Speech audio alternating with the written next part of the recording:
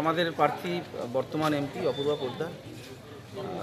2016 সালে আমি এখানে বিধায়ক হওয়ার পর থেকেই আমরা পরবর্তী নির্বাচনের প্রস্তুতি সারাদিনের কর্মকাণ্ডের মাধ্যমে আমরা ভাবি যে সামনে আমাদের নির্বাচন, তো প্রস্তুতির মধ্যে আমরা সারা বছরই ছিলাম। টুকটাক ফাঁক ফোকর যেখানে সেটা এই সময় আমাদের জাস্ট একটু মেকআপ করে, এর বাইরে কিছু না, প্রস্তুতির মধ্যেই আমরা আছি।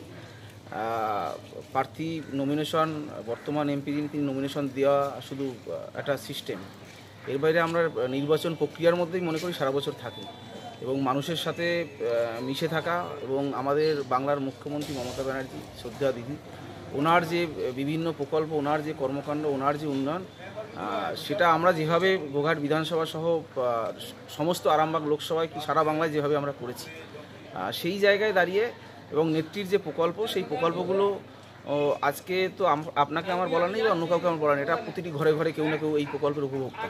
সেই জায়গায় নেত্রীর সরাসরি বেনিফিশিয়ারি প্রতিটি পরিবারে কেউ না কেউ আছে। আমার পরিবারে আমার সন্তান, আমার ছেলে না হলে আমার মেয়ে, আপনার পরিবারে আপনার ছেলে না হলে আপনি, মানে এটা তো সেই জায়গায় নতুন করে সাধারণ মানুষকে কিছু বলার নেই। সাধারণ মানুষ তৃণমূল কংগ্রেসের যে সরকার, সেই সরকারের 7 বছরের উন্নয়ন দেখেছে এবং তার বেশিসে ভোট।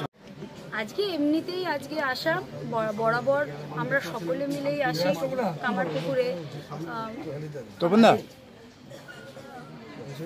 রামকৃষ্ণদেবের এই আশ্রমে আশীর্বাদ নিতে।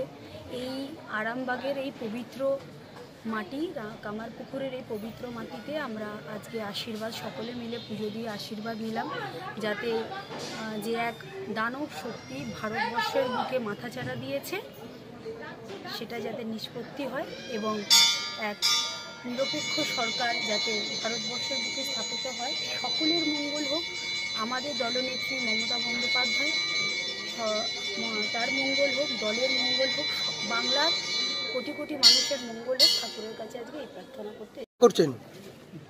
নেত্রী যা উন্নয়ন করেছেন, সে উন্নয়নের পরিপ্রেক্ষিতে বাংলার ঘরে ঘরে শুধু নয়, বাংলার মানুষের অন্তরে নেত্রী পৌঁছে গেছেন, সেটা ভোট বাক্সেই প্রমাণ হয়ে যাবে।